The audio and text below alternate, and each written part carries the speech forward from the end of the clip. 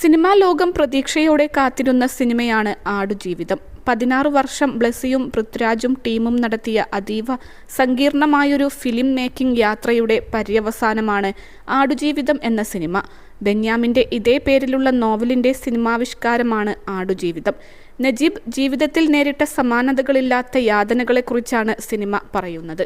ചിത്രത്തിൻ്റെ ആദ്യ ഷോ കഴിയുമ്പോൾ എങ്ങുനിന്നും ലഭിക്കുന്നത് മികച്ച പ്രതികരണങ്ങളാണ്. പൃഥ്വിരാജിൻ്റെ കരിയറിലെ ഏറ്റവും മികച്ച പ്രകടനമായാണ് ആടുജീവിതം വിലയിരുത്തപ്പെടുന്നത്. ലോകോത്തര നിലവാരമുള്ള സിനിമയായും ആടുജീവിതം പ്രശംസ നേടുന്നുണ്ട്.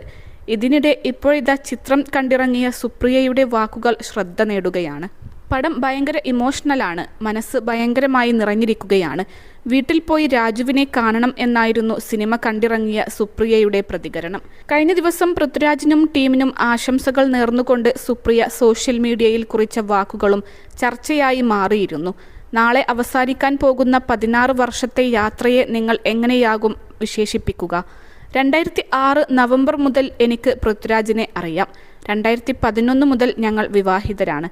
അദ്ദേഹത്തെ പല സിനിമകളിലൂടെയും ഞാൻ കണ്ടിട്ടുണ്ട്. പക്ഷെ ഇതുപോലൊന്ന് മുൻപൊരിക്കലും കണ്ടിട്ടില്ല. സദാ വിശപ്പോടെ പട്ടിണി കിടക്കുന്ന നിന്നെ ഞാൻ കണ്ടിട്ടുണ്ട്. ഭാരം കുറയ്ക്കുന്നതും ക്ഷീണിതനും ദുർബലനുമാകുന്നതും കണ്ടിട്ടുണ്ടെന്നും സുപ്രിയ കുറിപ്പിൽ പറഞ്ഞിരുന്നു.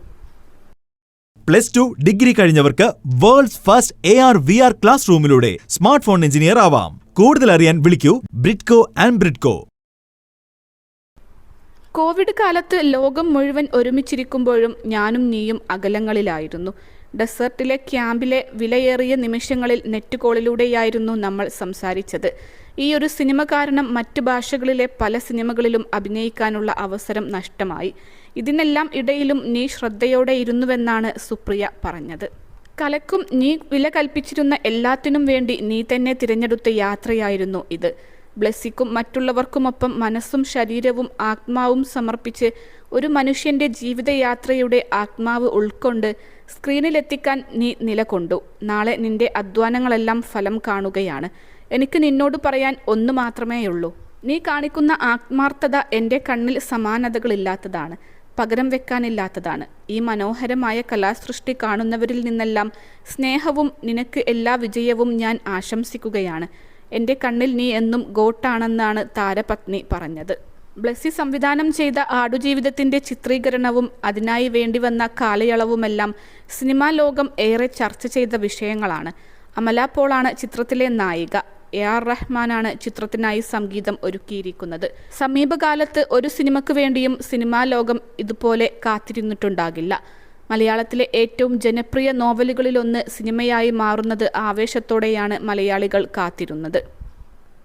21 ലക്ഷത്തോളം സന്തുഷ്ടരായ ഉപഭോക്താക്കളും 2 ലക്ഷത്തോളം തിമിര ശസ്ത്രക്രിയകളും പൂർത്തിയാക്കിയ മലബാറിലെ ഏക കണ്ണാശുപത്രി. ലോകോത്തര നിലവാരമുള്ള ചികിത്സാ സംവിധാനങ്ങൾ, എല്ലാ നേത്രരോഗ ചികിത്സാ സൗകര്യങ്ങളും വിദഗ്ധരായ ഡോക്ടർമാരുടെ മേൽനോട്ടത്തിൽ. Al Salama eye hospital, hospital road, Perinthalmanna.